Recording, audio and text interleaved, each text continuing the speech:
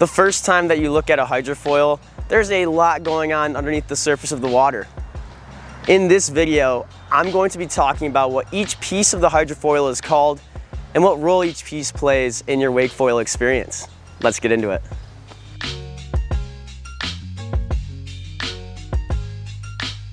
First up, let's talk about our mast plate. So the mast plate is going to be responsible for connecting the board to the rest of the foil.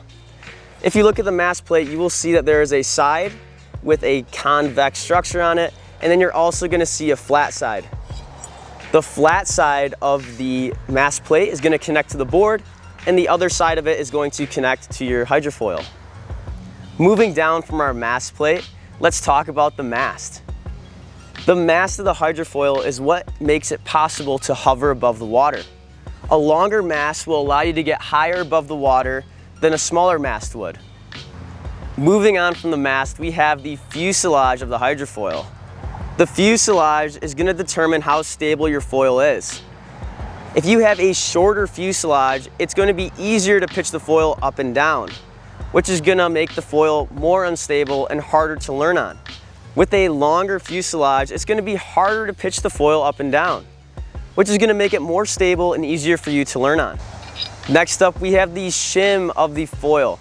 Not all foils have a shim, but for Slingshot foils, this shim goes on the back of the fuselage and it acts as a little pedestal for the tail wing of the hydrofoil, which we're going to talk about in a second. The shape of the shim doesn't really matter, and again, not all foils have it.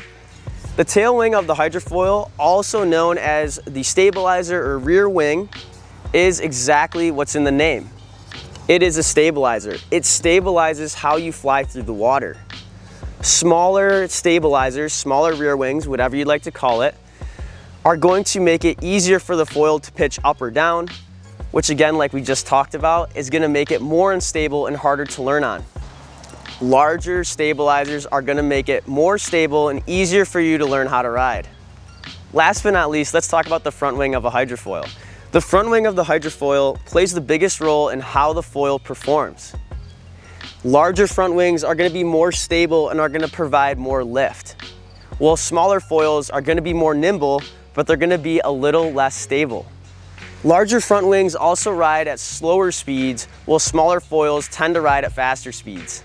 But there you have it. Now you know exactly what each part of the hydrofoil is called and what each part does. If you have any further questions, feel free to reach out to us at mackkiteboarding.com, or you can find our phone and email in the description below. If you want to learn more about hydrofoiling, feel free to check out some of our other videos on our channel. But until next time, happy shredding, and I look forward to seeing you guys in other videos.